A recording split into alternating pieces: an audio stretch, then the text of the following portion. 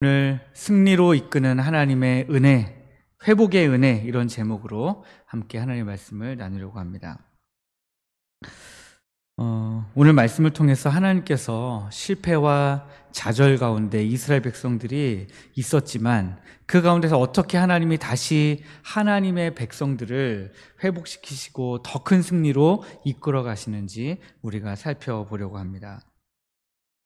오늘 1절 초반 말씀해 보시면 여호와께서 여호수아에게 이르시되 이렇게 말하고 있습니다. 여호와께서 여호수아에게 말씀하신 이 장면이 과연 어떤 장면입니까? 이제 아이성 전투에서 패배하고 돌아와서 옷을 찢고 죄를 뒤집어 쓰고 하나님 앞에 엎드려서 하나님 말씀하실 때까지 있다가 하나님 말씀 안 하시니까 거기에서 어떻게 합니까? 하나님 도대체 어떻게 하시려고 합니까? 하고 하나님 앞에 부르짖을 때에 하나님이 나타나셔서 아간의 죄를 지적하시고 그로 인해서 그 한 사람의 범죄로 이스라엘 전체가 범죄한 그것을 지적하십니다. 이스라엘 전체의 정결성, 성결성이 훼손된 것, 거룩함이 훼손된 것, 그래서 그로 말미암아서 하나님과의 관계가 끊어진 것에 대해서 하나님 지적하시죠. 그리고 나서 하나님이 제시하신 방법대로 이스라엘 백성의 모든 집을 다 쭉 늘어서게 한 뒤에 제비 뽑아서 아간을 찾아내게 됩니다. 그리고 그를 골짜기에 데려가서 아골 골짜기에 데려가서 그를 죽이고 불사르고 그리고 이제 돌아왔습니다. 돌아오고 나서 여러분 이제 다 해결됐으니까 이제 이 아간 때문에 하나님이 진노하셨었는데 아간의 문제가 해결됐으니까 여러분 이스라엘의 지금 마음은 어떨 것 같습니까? 아, 이제 다시 시작이다 이렇게 했을 것 같습니까? 아니면 지금 이 일어난 일에 대해서 뭔가 분위기가 쫙 가라앉았을 것 같습니까? 가끔 보면 그런 아이들이 있습니다. 제가 라오스에서 축구를 이렇게 아이들하고 같이 축구하다 보면요, 이제 어떤 아이가 어떻게 하다가 우연히 멋지게 한 골을 넣었어요. 그럼 이 아이가요 완전히 들뜹니다. 이야, 내가 한 골 넣었어. 그리고 그 다음부터 행동이 어떨 것 같으세요? 제 말을 더 잘 듣거나 감독이 지시하는 대로 더 잘 따른다거나 아니면 이 아이가 다른 선수들과 동료 선수들과 더 잘 협동해가지고 패스 해가지고 골을 더 잘 넣고 경기를 더 잘 풀어갈 것 같잖아요. 그런데요, 한번 골을 넣고 그 기분에 한번 들뜨잖아요. 그러면요 말을 안 들어요. 진짜 말을 안 듣습니다. 그런데 얘가 언제부터 말을 듣는지 아세요? 얘가 결정적인, 이 선수가라고 해야 되겠네. 얘가라고 하면 안 되고 이 선수가 결정적인 수비 실수를 범해서 혹은 패스 실수를 범해서 아니면 패스를 해줘야 되는데 패스를 안 하고 혼자서 욕심 또 부리다가 뺏겨가지고 우리 팀이 골을 먹잖아요. 그러면 정신이 돌아와요. 신기하죠? 네, 자기가 골을 넣어서 들뜬 기분은요, 자기 때문에 골을 다시 먹어봐야 이제 원래대로 다시 돌아온다는 거예요. 예전에 여러분 1998년 월드컵 혹시 기억나세요? 네, 첫 경기에서 우리나라가 어느 나라랑 붙었습니까? 멕시코랑 붙었죠. 멕시코랑 붙었는데 1998년 얘기면 벌써 30년이 조금 안 된 얘기입니까? 진짜 나이를 먹기는 먹었네요, 이제.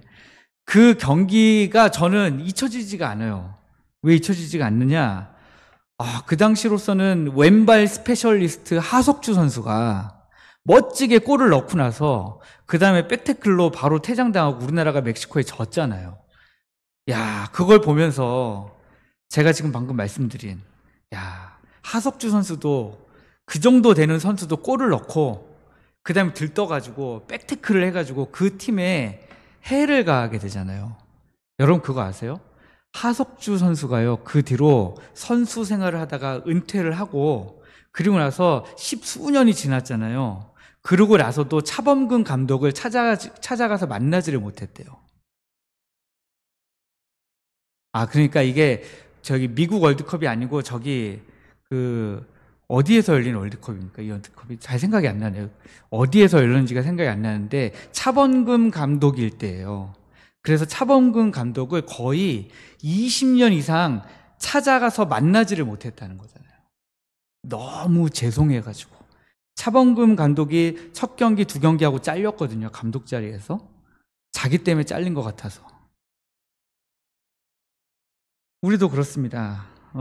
이스라엘 백성이요. 지금 여리고성까지 딱 정복하고 너무 좋았잖아요. 분위기가. 그리고 나서 그 다음에 아이성은 아주 간단하게 몇천 명 정도만 올라가면 될 거다라고 서로 얘기하고 그렇게 자신만만하게 공격했는데 예상치 못하게 불욕적인 패배를 당하게 되었죠.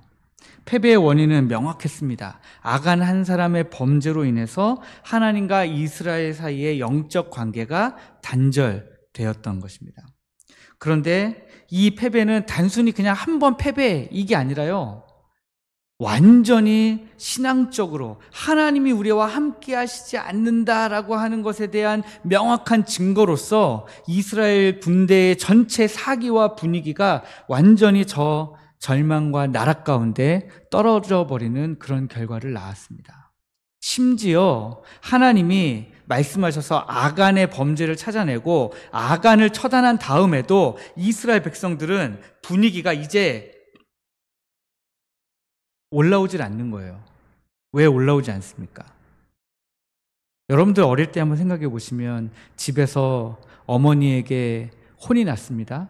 그냥 혼난 게 아니라 막 매를 맞으면서 혼났어요. 근데 그 전까지는 내가 너무 잘하고 있었거든요. 그러다가 내가 뭘 잘못해갖고 혼이 났어요. 그 다음에 이제 어머니가 막 다독거려 주시죠. 다 혼내고 난 다음에 다 때리고 나서 아야 그래도 이제 내가 용서해 줄게 하면 그 다음부터 갑자기 기분이 탁 하고 좋아집니까? 그러지 않죠. 용서를 받았어도 그 다음에 다시 내가 원래대로의 나로 돌아오기까지는 시간이라는 게 좀 걸리죠. 네, 용서받았다고 해서 금방 원래대로의 모습으로는 돌아오지 않습니다. 이스라엘 백성도 지금 딱 그런 거죠. 요단강을 건너고 적을 앞에 놓고 할례를 행하고 그 땅의 소산을 먹으면서 하나님의 만나가 그치고 여리고성이 무너지고 여기까지 하나님이 우리와 함께 하신다라고 하는 이 벅찬 감정이 얼마나 대단했겠습니까?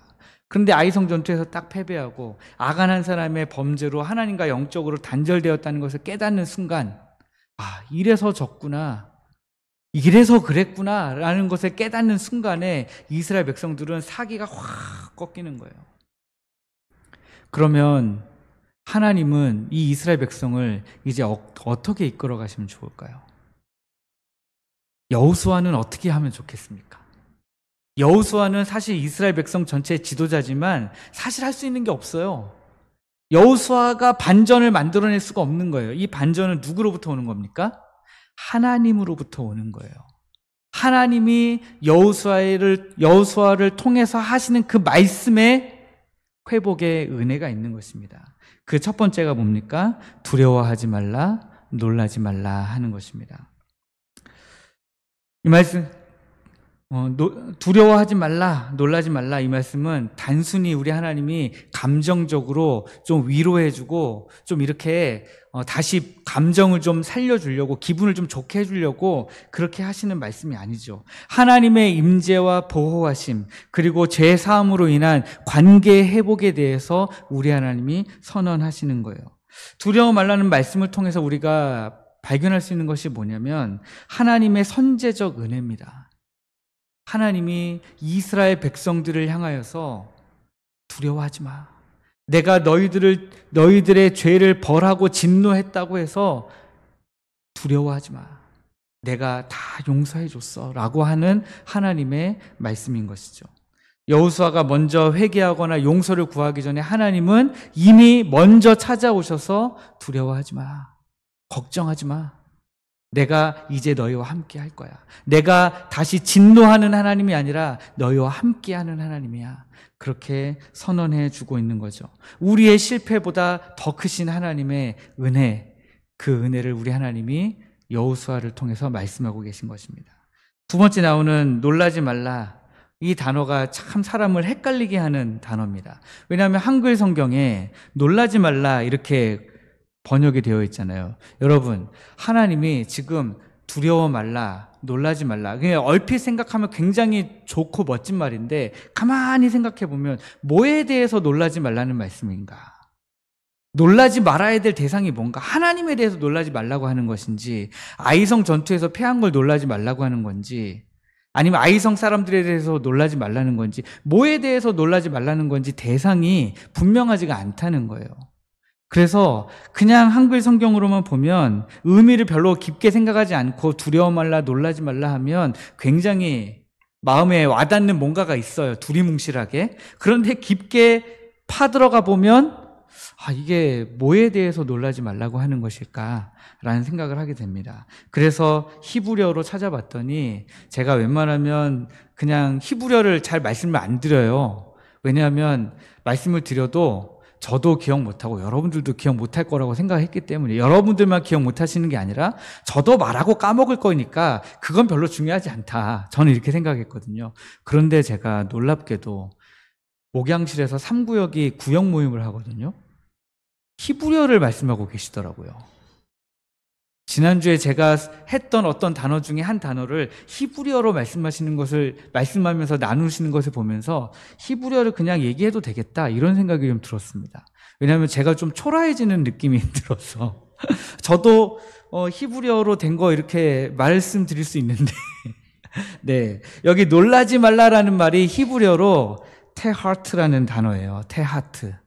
네, 테하트라는 말인데 이 말은 놀라지 말라라는 의미보다는 야, 너 무너지면 안 돼 이런 말이에요. 너 너무 좌절해서 더 이상 일어설 힘이 없으면 안 돼. 여기에서 더 영적으로 완전히 쓰러지면 안 돼. 낙담하거나 용기를 잃으면 안 돼. 이런 말로 쓰였습니다. 그래서 영어 성경으로 또 영어 번역본을 살펴보면 영어 성경에도 놀라지 말라로 번역을 안 해놓고요. 영어 성경에도 Do not discourage it. 그래서 용기를 잃지 말아라 이렇게 써놨습니다. 그러니까 하나님이 지금 여호수아를 통해서 하시는 말씀이 뭐냐면 두려워하지 말고 앞으로 일어날 모든 일에 대해서 용기를 잃지 말아라. 주저하지 말아라. 낙담하지 마. 그렇게 지금 말씀하고 있다는 것입니다. 하나님께서는 이스라엘이 완전히 영적으로 무너져 있다는 사실을 너무너무 잘 아셨습니다. 그래서 하나님의 죄 용서의 선언과 더불어서 이제부터 하나님이 함께 하실 회복의 은혜를 함께 선포하시는 그런 모습을, 그런 선언을 지금 하신 것입니다. 이처럼 놀라지 말라라는 이 하나님의 말씀은 실패로 붕괴된 우리의 영혼을 향한 하나님의 전적인 치유 선언이에요. 회복의 선언입니다. 두려워 말라라는 말씀을 통해서 하나님과 관계 회복을 하셨다면 이제 놀라지 말라라는 그 말씀 속에서 하나님과 단절됨으로 인해서, 하나님이 함께 동행하시지 않음으로 인해서 발생했던 우리의 모든 영적인 용기를 우리가 다 잃어버렸잖아요. 실패하면서 완전히 좌절했잖아요. 낭망했잖아요. 그런 것을 다시 회복시켜 주시는 하나님의 전적인 은혜인 것입니다. 그리고 나서 오늘 제가 집중하는 것은 동사들인데요. 첫 번째 동사는 두려워하지 말라, 놀라지 말라였습니다. 그런데 두 번째 제가 집중하고 싶은 동사는 뭐냐면 군사를 다 거느리고 일어나 올라가라라고 하는 것입니다. 하나님의 격려와 위로는 그냥 단순히 말씀으로 두려워하지 마라, 놀라지 마라, 용기를 잃지 마라, 그런 격려와 위로에서 끝나지 않습니다. 온 군사를 거느리고 일어나 아이로 올라가라 하시는 실제적인 행동 명령을 지금 이스라엘 백성들에게 주고 계십니다. 이는 매우 중요한 진리인데요. 하나님의 은혜는 영적인 회복에서 그치지 않고 그것을 넘어서 실제적으로 우리가 그 다시 주어지는 하나님의 명령에 순종할 것을 요구하신다라는 거예요. 단순히 두려워하지 마라, 놀라지 마라. 그러면 이제 우리가 알잖아요. 이 여호수아서에 나오는 약속의 땅을 놓고 벌인 이 모든 전쟁은 누구에게 속해 있는 전쟁입니까?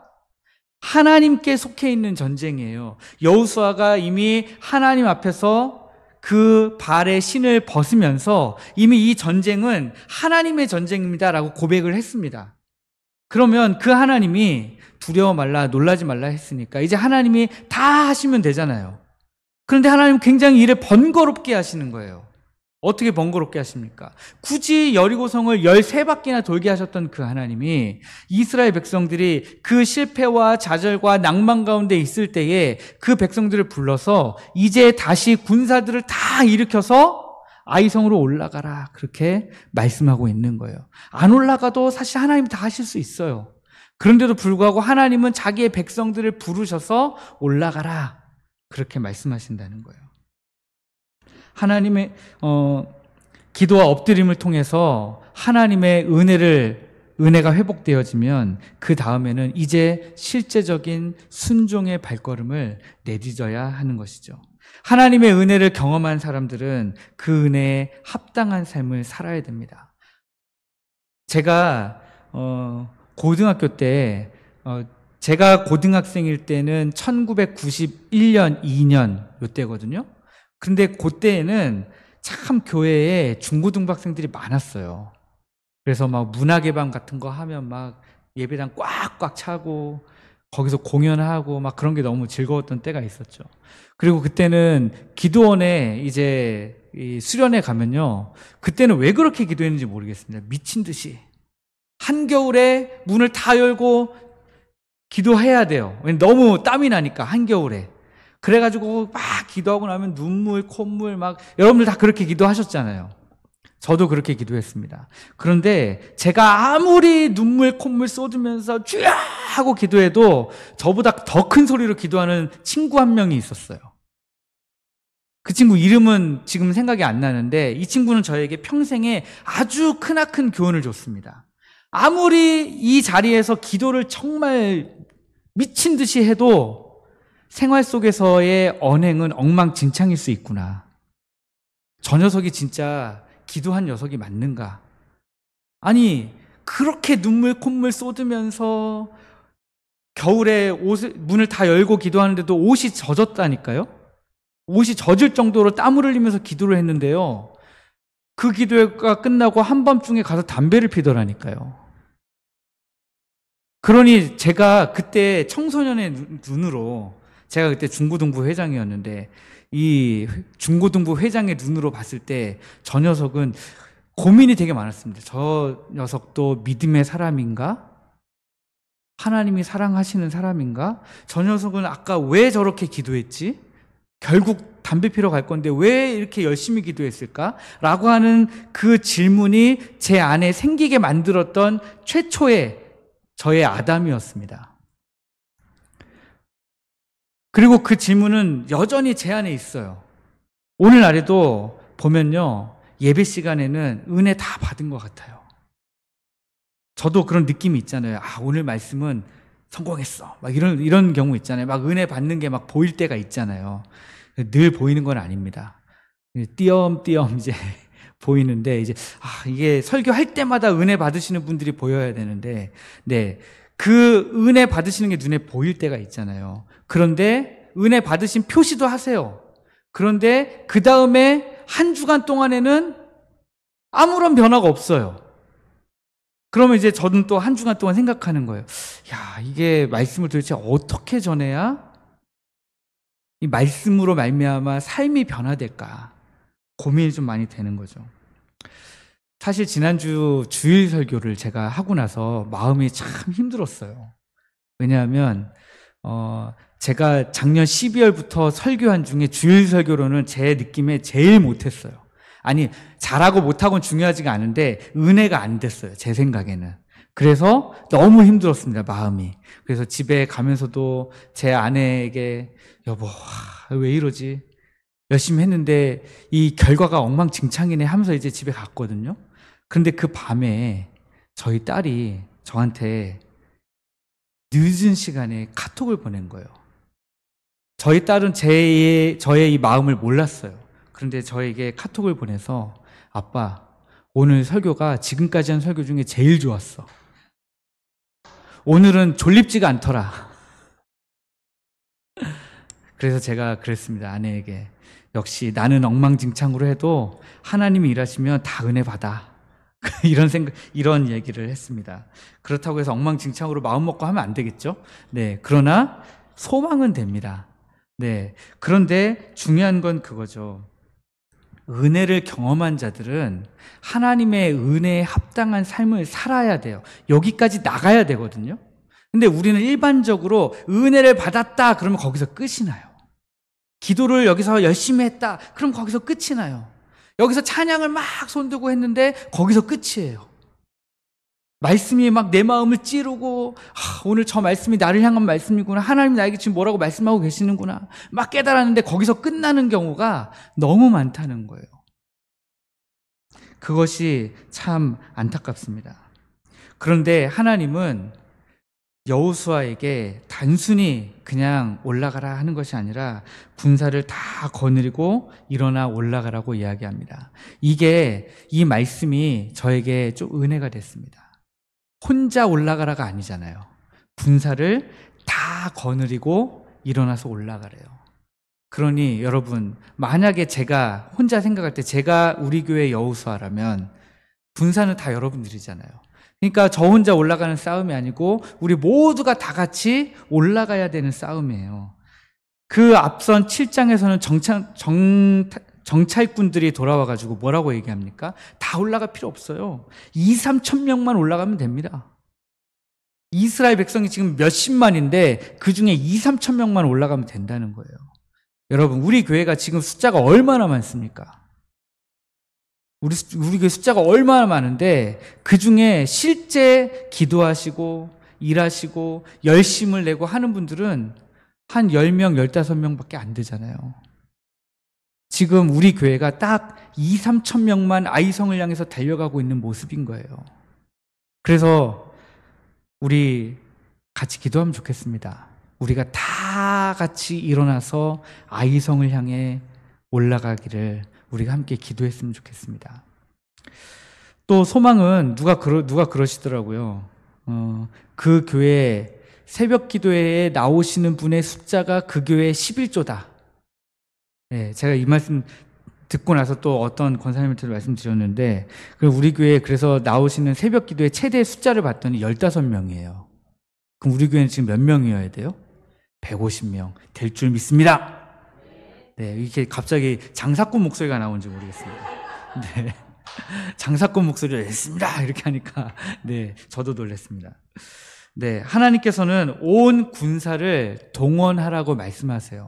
그런데 온 군사들과 함께 올라가라고 하시는 하나님은 안 가실까요? 하나님은 안 가시면서 야, 군사들 다 일으켜서 올라가 하고 하나님은 안 올라가시는 하나님이십니까? 하나님도 같이 올라가시는 하나님이에요. 군사를 다 일으켜서 같이 올라가라 하실 때의 그 하나님의 말씀은 나도 함께 갈 거야 라고 하는 강력한 의지의 표현입니다. 인간적인 판단과 교만의 결과로 아이성에는 2-3천 명만 올라가도 된다고 했지만, 그러나 하나님의 말씀은 뭐예요? 완전한 순종과 헌신, 공동체적인 헌신을 통해서 하나님의 놀라운 승리가 일어난다라고 하는 것입니다. 하나님께서는 모든 백성들과 함께 승리를 만들어가기를 원하세요. 그냥 하나님이 단독적으로 하는 게 아니라 하나님이 약속을 주시고 명령을 주시고 그 명령에 순종하는 하나님의 백성들의 그 순종을 통해서 하나님은 하나님의 일을 이루어가기 원하신다라고 하는 사실입니다. 그런데 또 온 군사가 다 같이 일어나서 올라가라고 했을 때 여호수아의 마음에, 또 이스라엘 온 백성들의 마음에 불안감이 좀 있을 수 있습니다. 두려움이 완전히 사라지지 않을 수 있습니다. 아이성에 전투하러 올라갔다가 거기에서 패배하고 도망친 트라우마가 아직 남아있을 수 있어요. 또 올라갔다가 하나님 말씀 듣고 또 올라갔다가 또 패배하고 우리가 도망하게 되면 어떡하지? 라고 하는 그런 불안감이 있는 거죠. 기드온도 동일했습니다. 사사기 7장에 보면 하나님께서 이제 기드온을 수장으로 삼아가지고 이제 미디안 연합군을 대적하러 보내시죠. 그랬는데 하나님이 계속해서 군사의 숫자를 줄이라고 하시는 거예요. 처음에 시작은 32,000명이었습니다. 그런데 집에 겁이 나서 돌아가고 싶은 사람 돌아가라. 집에 일 있는 사람 돌아가라. 돌아가라 했는데 그 다음에 마지막에도 하나님이 아직도 많아. 야, 군사들을 데리고 가서 물가에서 물 먹으라고 해봐. 해가지고 결국 몇 명 남았습니까? 300명 남았습니다. 당시에 미디안 연합군은 성경의 표현에 따르면 메뚜기 떼처럼 많았는데 하나님은 겨우 300명 남기셔가지고 기드온의 마음에 하나님의 말씀에 순종은 하지만 300명 남은 걸 봤을 때 기드온의 마음에는 두려움이 있었겠습니까? 없었겠습니까? 네, 기드온의 마음이 얼마나 두려웠겠습니까? 군사를 안 그래도 적은데 32,000명도 많은 게 아니에요. 미디안에 비해서는. 근데 그걸 계속해서 줄이라고 하시다가 결국 300명으로 줄었을 때 기드온이 생각했을 때 이 하나님의 명령은 자살 명령처럼 그렇게 느껴졌을 겁니다. 도대체 300명 가지고 뭐 하라고 하시는 거지? 이해가 안 됐을 겁니다. 그래도 목마른 자와 목마르지 않은 자 물을 마시는 방법으로 군사를 300명만 남기고 다 보냈습니다. 기드온의 이런 순종은 완전한 하나님에 대한 확신에서 나온 게 아니에요. 하나님에 대한 신뢰에서 나온 거예요. 이 말이 중요합니다. 하나님이 무엇을 하실지 알지 못했어요.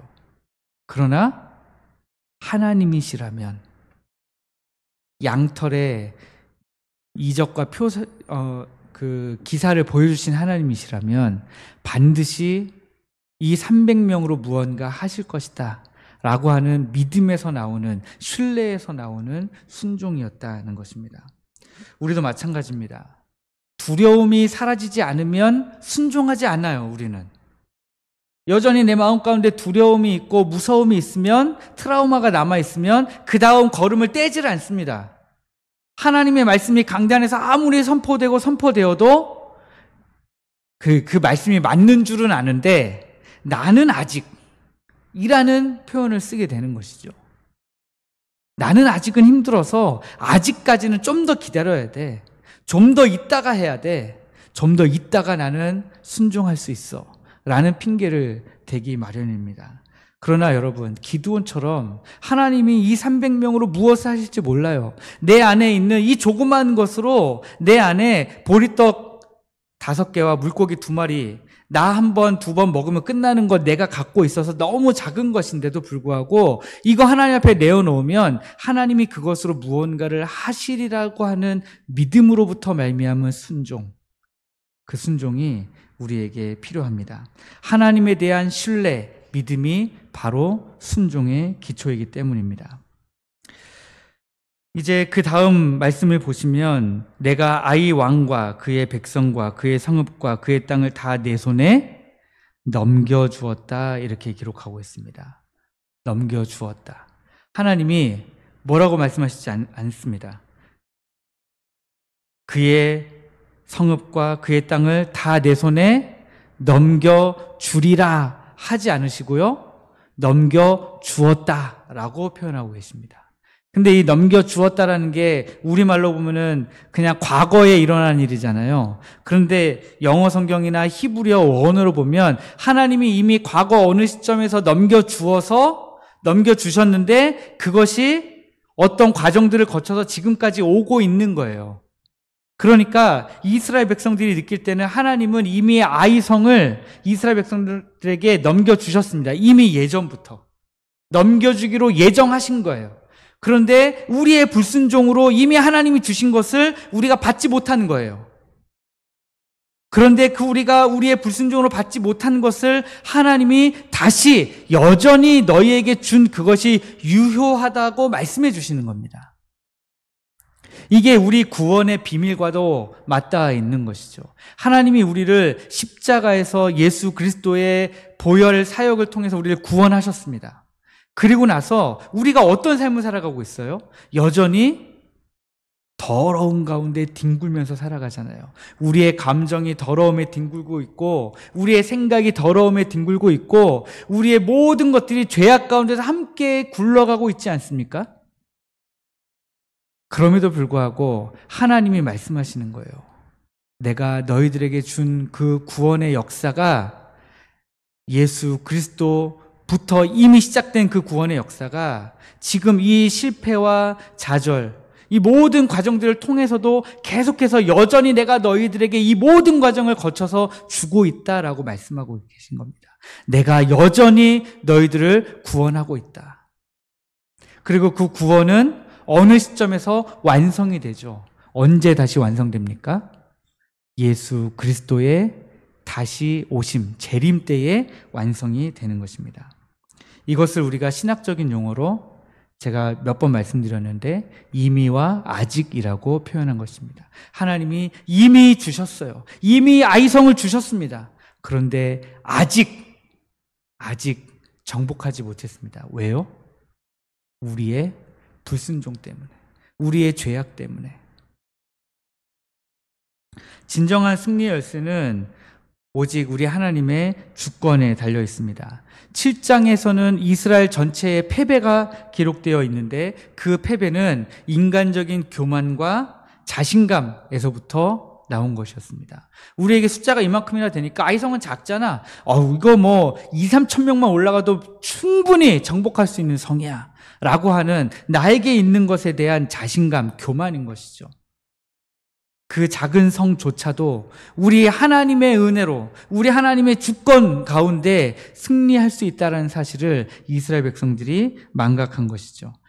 그러나 하나님은 상황이 어떻게 되든지 하나님의 계획을 이루어 가십니다. 아간의 범죄도 아이성에서의 패배도 하나님의 궁극적인 계획, 약속의 땅에 이스라엘 백성들이 살게 하시려는 그 목적을 변화시킬 수는 없는 거예요. 그걸 막아설 수는 없는 것입니다. 히브리서 11장 1절은 이렇게 기록하고 있습니다. 믿음은 바라는 것들의 실상이요 보이지 않는 것들의 증거니. 여호수아가 해야 될 일은 뭐였냐? 아직 보이지 않는 하나님의 약속을 믿음으로 받는 거예요. 왜냐? 이게 하나님의 약속이잖아요. 내가 아이 왕과 그의 백성과 그의 성읍과 그의 모든 땅을 다 내 손에 넘겨주었다. 이것은 하나님의 약속이거든요. 올라가라 하는 건 명령이잖아요. 그럼 올라가면 뭐가 있다는 거예요? 내가 이미 너희들에게 넘겨주었다라고 하는 약속이 있는 거죠. 이 약속을 믿을 때 우리는 우리의 현실은 여전히 어렵고 힘들지만 그 가운데서도 담대할 수 있고요. 소망을 가질 수 있습니다. 하나님의 신실하심은 변하지 않기 때문에. 우리는 계속 변하죠. 우리의 생각은 계속 변합니다. 우리의 감정도 변하고 우리의 상황도 계속 변합니다. 그러나 무엇이 안 변합니까? 하나님의 신실함이 변하지 않아요. 그렇기 때문에 소망이 있는 것이죠. 하나님도 변하고 우리도 변한다고 하면 우리가 도대체 어디다가 소망을 두겠습니까? 하나님은 변하시지 않기 때문에 소망이 있습니다. 그리고 이제 하나 더 볼 것은 2절 끝에 보시면 너는 아이성 뒤에 복병을 둘지니라 하는 것입니다. 하나님이 구체적인 전략을 제시하시는 것이죠. 너는 그 성 뒤에 복병을 둘지라. 사실 이스라엘 백성이 복병을 두는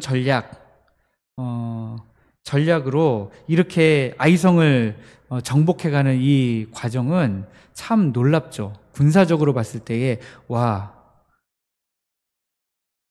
복병을 두는 전략을 쓸 수 있구나라는 생각이 들게 됩니다. 여호수아가 이 명령에 순종할 수 있었던 것, 좀 생소한 전략이잖아요. 다 같이 올라가서 그 성을 무너뜨리는 것이 아니라 혹은 여리고 성을 무너뜨릴 때처럼 하나님이 말씀하신 어떤 그런 우리가 이해하지 못할 기이한 방법이 아니라 하나님이 뭔가 변칙을 제시하시는 것 같잖아요. 복병을 두고 싸우는 척하다가 도망가면 다시 복병이 성 안으로 물밀듯이 들어가고 그러면 정복할 수 있다 하는 이것은 사실 하나님이 일하시는 방법처럼은 안 보이잖아요. 사람이 낼 꽤 정도는 될 수 있지만 하나님이 이렇게 명령하실 거라고는 미처 생각하기가 좀 어렵다는 거예요. 그럼에도 불구하고 여호수아와 이스라엘 백성은 이 하나님의 말씀을 이상히 여기지 않고 이 말씀대로 행하는 모습을 볼 수 있습니다. 구약에 보면 나아만 장군 등장하죠. 예전에 우리가 작년에 10월에 나아만 장군에 대해서 새생명 초청 잔치를 전후로 해서 나아만 장군을 살펴봤는데요. 나아만 장군이 문둥병을 치유받기 위해서, 나병을 치유받기 위해서 이제 엘리사를 찾아오죠. 그런데 그가 기대했던 것은 엘리사가 막 문 밖에 뛰쳐나와가지고 막 장군님하고 환영하고 그리고 데리고 가서 어떻게 뭐 하나님의 놀라운 방법인 것 같아 보이는, 나는 상상하지도 못했어. 이렇게 나를 고친다고? 라고 생각될 만한 뭔가 고급한 기술을 가지고 자기를 고칠 줄 알았던 거예요. 그런데 그게 아니라 문 밖에 나와 보지도 않고 얼굴을 본 것도 아니고, 아니 일국에 지금 군대 장관이 왔는데 일개 선지자가 나와보지도 않고 요단강에 가서 몸을 7번 씻으라고. 요단강 폭이 우리 교회보다 적어요.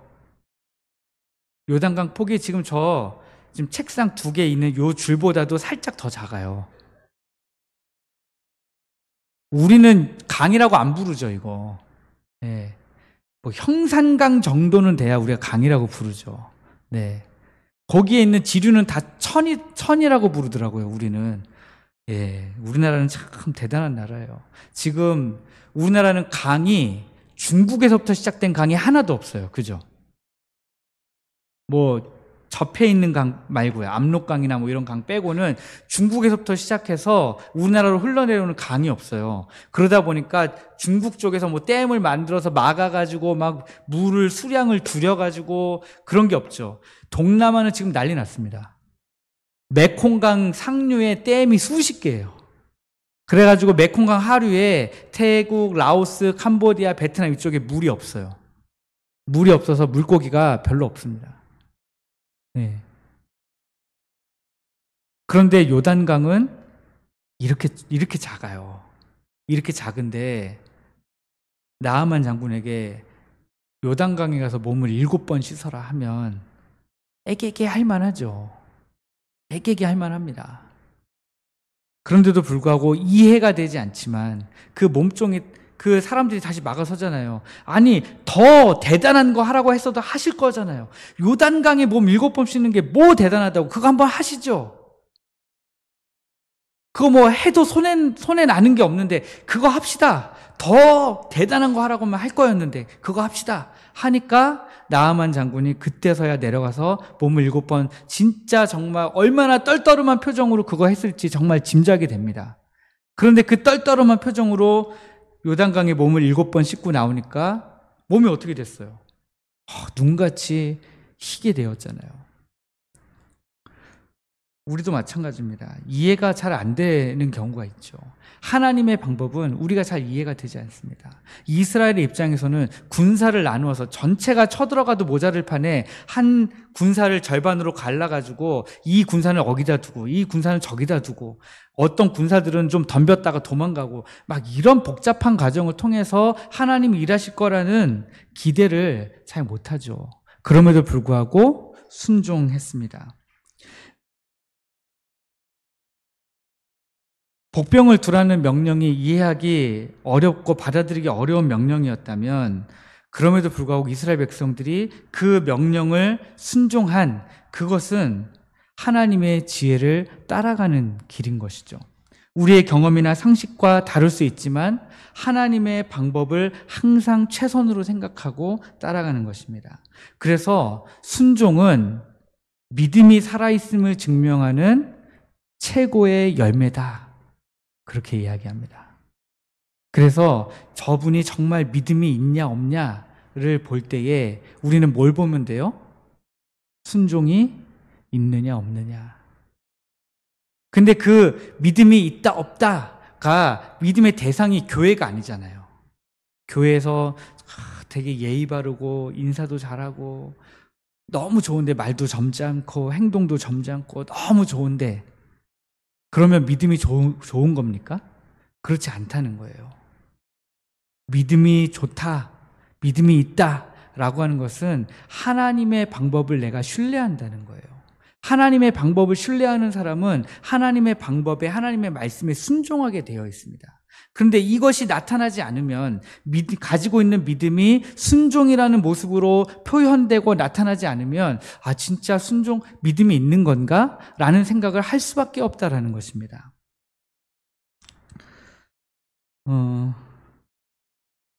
그래서 제가 좀 말씀이 더 안 길어지도록 좀 줄여보겠습니다. 그래서 중요한 것은 믿음과 순종이 만나면 엄청난 좋은 효과가 발생하게 됩니다. 어떤 분들은 믿음은 있는데 순종은 없고요. 어떤 분들은 뭔가 봉사하고 섬기는 건 있는데 믿음은 없는 경우가 있어요. 그래서 뭔가 섬기고 열심히 봉사하는데 믿음이 없는 게 혹시 여러분 이해가 되십니까? 제가 늘 말씀드리지만 하나님의 말씀에 따라 순종하는 것이 아니라 내가 하고 싶은 대로, 내가 생각할 때 맞다고 생각된 대로 마구 달려가면 믿음이 없는 거죠, 사실은. 그냥 내가 하고 싶은 대로 열심히 하는 것이지 하나님에 대한 믿음이 있는 것이 아닌 것이죠. 이제 말씀을 맺으려고 합니다. 하나님의 격려와 치유에서 회복이 시작됩니다. 두려워 말고 놀라지 말라. 하나님이 먼저 다가오셔서 관계를 다시 회복하십니다. 그리고 나서 구체적인 명령과 또 그 명령에 대한 이스라엘 백성들의 순종을 통해서 하나님이 회복하게 하시고 승리하게 하셨습니다. 그래서 오늘 말씀의 제목이 그거잖아요. 승리로 이끄는 회복의 은혜. 네. 우리가 어떻게 승리할 수 있느냐는 거예요. 우리가 지금 어떤 전쟁을 치르고 있습니까? 영적인 전쟁을 치르고 있는데 이 영적인 전쟁은 우리가 어떻게 승리할 수 있느냐? 회복으로 이끄시는 하나님의 은혜가 있을 때에 승리할 수 있다라고 하는 것입니다. 우리에게 어떤 전략, 어떤 계획, 어떤 기술이 있어서 이기는 것이 아니라 하나님의 전폭적인 은혜가 있어야 이길 수 있다라고 하는 것입니다. 사랑하는 성도 여러분, 하나님은 오늘 우리에게도 동일한 말씀을 하십니다. 두려워 말라, 놀라지 말라, 용기를 잃지 말아라, 우리에게 말씀하십니다. 하나님의 주시는 회복은 우리 성도님들 각각 개인에게도 이루어지는 것이지만 또 우리 교회 전체적으로도 똑같이 적용되는 것입니다. 날마다 기도합니다. 우리 교회가 회복을 경험하는 공동체 되도록 날마다 기도하고 있습니다. 여러분, 우리 교회가 하나님 주시는 회복을 경험하기를 원합니다. 여러분 같이 기도해 주십시오. 기도하시면서 우리 교회가 하나님의 주시는 회복을 경험하고 그로 말미암아 영적으로 승리하고 하나님 주시는 부흥의 은혜를 누리는 그런 교회 되도록 우리가 함께 기도하기를 원합니다.